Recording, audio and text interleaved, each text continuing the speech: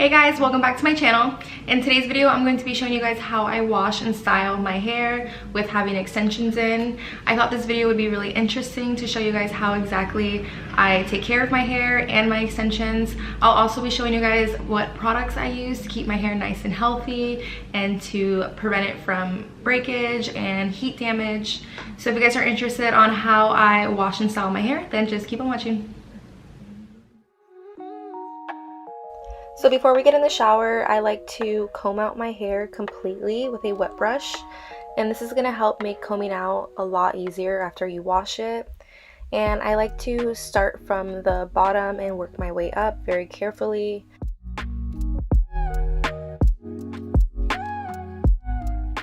Also, the type of hair extensions I have installed are called the braidless sew-in. They're also called the natural beaded row hair extensions.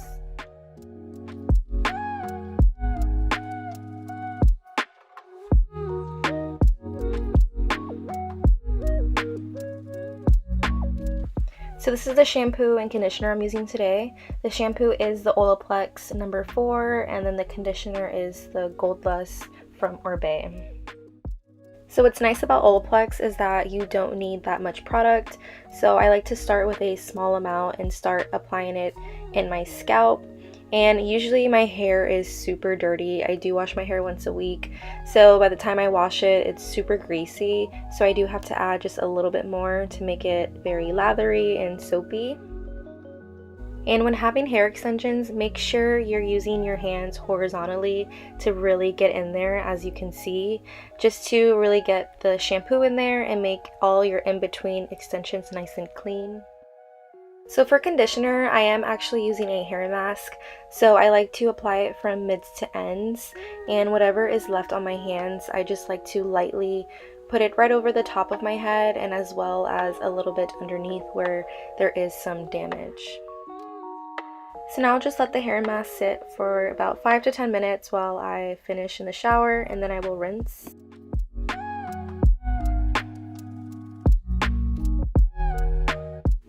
So once I get to the shower, I do like to towel dry my hair pretty good, just to make sure there's no excess moisture still in my hair, especially in my hair extensions. So before I detangle my hair, I do like to add a primer, which is kind of like a detangler as well. And the one I'm using is from Oribe, and it's called Run Through. And another favorite of mine is the BB Hairdresser's Invisible Oil. These primers are going to help with detangling. They also do have heat protectant and UV protectant in it. Also, they do have some oils in it, so it's really going to help hydrate your hair if your hair is a little bit more on the drier side.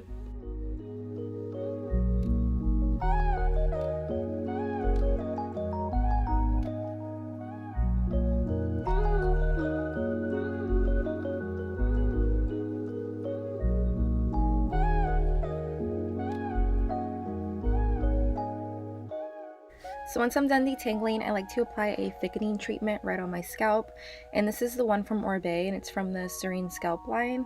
And I've already talked about this in a previous hair care video, which I will link down below, and I swear by this product.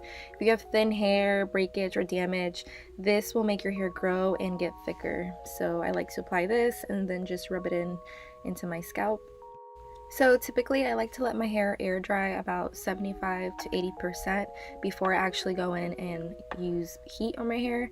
So in the meanwhile, I like to apply some makeup, or I'll just clean the house, do something for about an hour, and then I like to go ahead and blow dry. Obviously, if you don't have the time to let your hair air dry about 80%, then you can go ahead and kind of power dry your hair with your blow dryer to make sure it's about 80% dry, and then you can go in and smooth it out with a brush. Letting your hair air dry for a good amount of time before you go ahead and blow dry is really good because you're using the least amount of heat on your hair.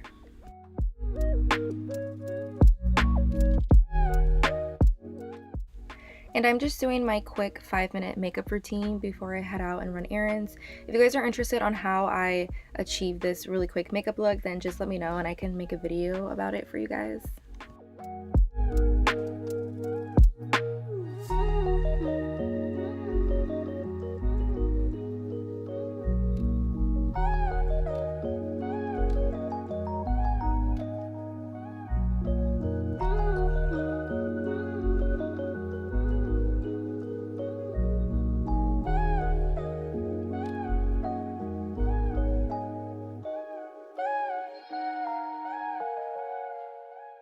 So by the time I'm done with my makeup routine, even if it's a 5-minute makeup routine or a full glam before work, I will go ahead and pick out an outfit for the day or just finish doing errands around the house, and then I will go ahead and style my hair after.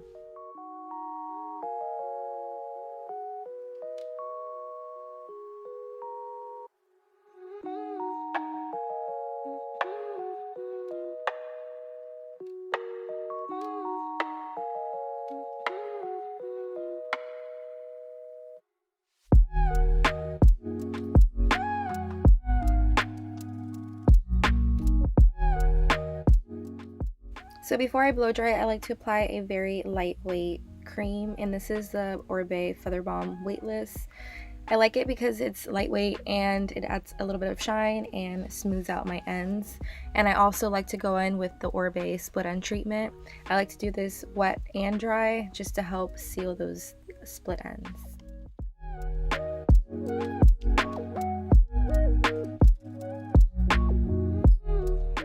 So I'm just splitting my hair in half, and I like to do one half of my hair first and then finish the next half after. So I like to take a big section from the back, and with a big brush, or you can use a wet brush if it's blow dry safe, and I like to go ahead and just roughly kind of smooth out my hair.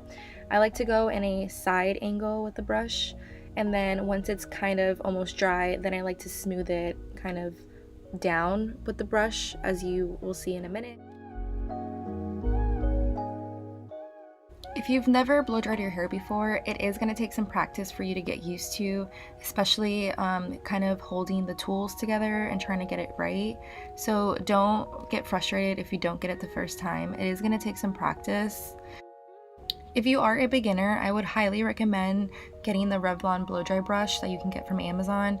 A lot of my clients use it and they love it. They say it's a lot easier than a traditional blow dry. So if you are a beginner, I would actually recommend that. But if you're not and you are familiar with using a blow dryer, then you should be good. I actually low-key want to try the Revlon blow dry brush. I've heard it's amazing, so that's one of my recommendations. Once I'm finished with the back section, then I like to work on the front, and I like to split it in half because it's just easier and I can really get in there and dry it.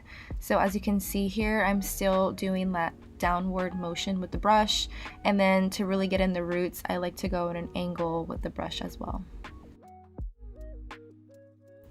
If you have tape-in extensions, please be careful on how much heat you're putting on your root, because if you put too much heat directly on the tape-in extension, the tape will end up melting and you're going to face slip outs or just tapes getting all gooey and nasty, which is going to be harder to remove.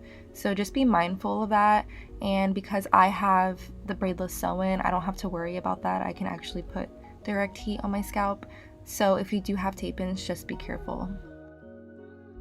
When blow drying the front of my hair, I like to make sure I'm going in a downward motion for most of the time, just to prevent it from frizz and also to help with the little baby hairs so they don't stick up most of the time.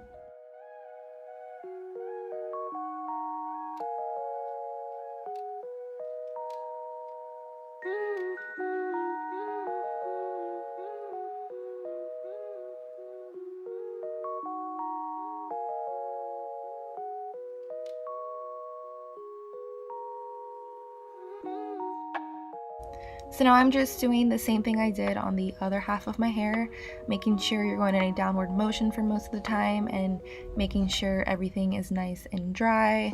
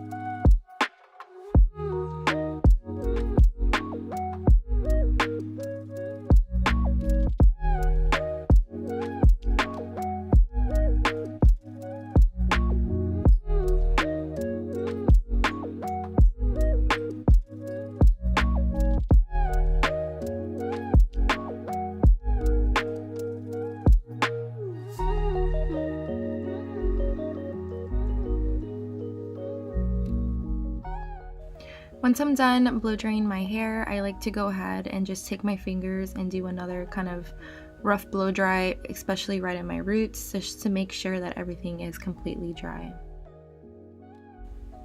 And that completes my wash and style. You can finish it off with a little bit of oil on the ends, but since I like to wash my hair once a week, I just try to avoid adding any more products in my hair. Alrighty, so that completes how I wash and style my hair. Hopefully this video was interesting or helpful for you guys. If anyone has hair extensions and just need some guidance on how to take care of your hair extensions with your wig hair as well. If you guys enjoyed this video, don't forget to give it a thumbs up. Also, don't forget to subscribe to your girl to help her out. And I'll see you guys in my next video. Bye. Oogie, say hi. Of course, my little, oh.